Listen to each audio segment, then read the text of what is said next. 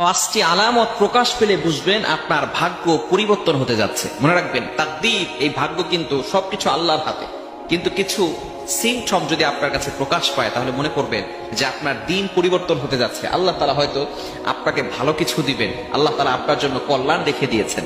Number one, এক number হচ্ছে, যদি আপনি দেখেন ফজরের আজানের সময় অথবা ফজরের আজানের আগ দিয়ে আপনার চোখ খুলে গেছে, আপনার ঘুম ভেঙে গেছে, মনে করবেন আল্লাহ তাআলা আপনাকে ভালো কিছু, কল্যাণ কিছু দান করবেন।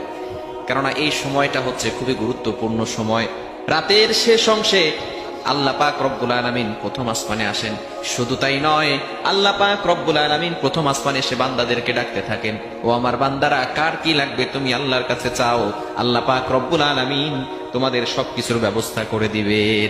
এজন্য শেষ রাতে অথবা ফজরের আজানের সময় যদি আপনার চোখ খুলে যায়, ঘুম ভেঙে যায়, মনে করবেন আল্লাহ তাআলা আপনার ভাগ্যটাকে পরিবর্তন করতে চাচ্ছে। কেননা ফজরের যে সুন্নত আছে, কোনো ব্যক্তি যদি ফজরের সুন্নত 2 রাকাত সুন্নত আদায় করে, ফজরের ফরজ তো আছেই, যদি সুন্নত আদায় করে তাহলে দুনিয়া এবং দুনিয়ার ভিতরে যা কিছু আছে এই 2 রাকাত সুন্নত তার থেকে বেশি উত্তম। এজন্য অবশ্যই আমরা ফজর কখনো মিস করব না। আমরা এই সময়টা যদি চোখ খুলে যায়, মনে করবেন আল্লাহ তাআলা আপনার ভাগ্যটাকে পরিবর্তন করতে চাচ্ছে।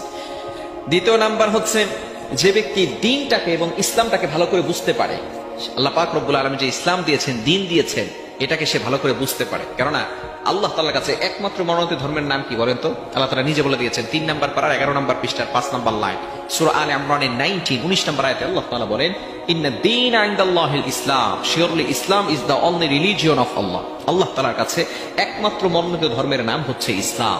সুতরাং যদি আপনি দ্বীনটাকে ভালো করে বুঝতে পারেন, কারণ আল্লাহ তাআলা রাসূল সাল্লাল্লাহু আলাইহি ওয়াসাল্লামের মাধ্যমে জানিয়ে দিয়েছেন, মান ইউরিদিল্লাহু বিহি খায়রান ইউফাক্কিহু ফিদ্দীন। আল্লাহ তাআলার কাছে যাকে আল্লাহ তাআলা সঠিক বুঝ দান করেন, আল্লাহ তাআলা তার কল্যাণ চান, এজন্যই তাকে সঠিক বুঝ দান করেন। এজন্য মনে করবেন যখন আপনার কাছে ইসলামটাকে আপনি বুঝতে পারছেন, তখন মনে করবেন যে আল্লাহ তাআলা আপনার কল্যাণ চাচ্ছে, আপনার ভাগ্য পরিবর্তন হবে ইনশাআল্লাহ। 3 নম্বরে, বিপদে ধৈর্য ধারণ করা। আমরা বিপদে হতাশ হয়ে যাই, অথচ নবীজি সাল্লাল্লাহু আলাইহি সাল্লাম জানিয়ে দিয়েছেন বিপদে ধৈর্য ধারণ করতে হবে। এটাই হচ্ছে রাসূলুল্লাহ সাল্লাল্লাহু আলাইহি ওয়াসাল্লামের সুন্নাহ, সমস্ত নবীদের সুন্নাহ। আল্লাহ পাক রব্বুল আলামিন সমস্ত নবীদেরকে পরীক্ষা করেছেন, বিপদ দিয়েছেন, কিন্তু বিপদে তারা হতাশ হয়। Never lose hope, never give up. মুমিন কখনো আশা হারায় না। মুমিন সব সময় একজনের উপর ভরসা করে, তিনি কি? আর জোরে বলেন। এজন্য সবসময় আল্লাহর উপর ভরসা রাখবো, ধৈর্য ধারণ করব। আপনার কাছ থেকে আল্লাহ তাআলা পরীক্ষা নেবেন, আপনাকে ধৈর্য ধারণ করতে হবে। আল্লাহ পাক রব্বুল আলামিন বলছেন বিপদে পড়লে কি করবেন। 2 নম্বর পারা 2 নম্বর পৃষ্ঠার 11 নম্বর লাইন, 10-11 নম্বর লাইনগুলোতে সূরা বাকারার ভিতরে আল্লাহ তাআলা জানিয়ে দিয়েছেন, রব্বুল আলামিন বলেন, ইয়া আইয়ুহাল্লাযীনা আমানুস্তাঈনু বিস-সাবরি ওয়াস-সালাহ।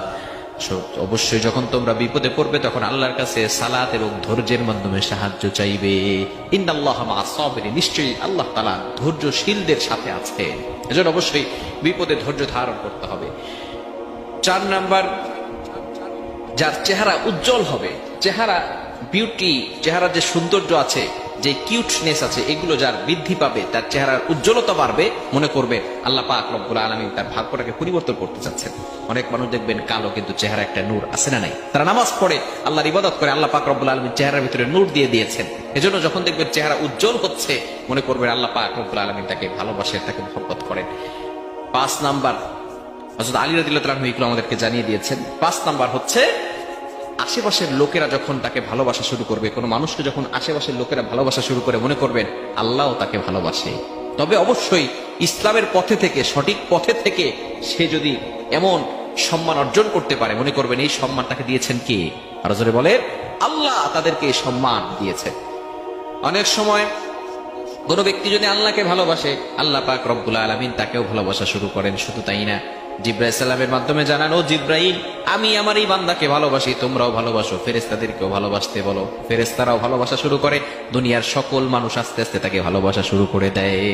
এজন্য এই 5টি পয়েন্ট যদি আপনি দেখতে পারেন, 5টি সিমটম যদি আপনি দেখতে পারেন, তাহলে মনে করবেন আপনার ভাগ্য পরিবর্তন হতে যাচ্ছে। আল্লাহ তাআলা আমাদের সকলকে এই বিষয়টি বুঝার তৌফিক দান করে।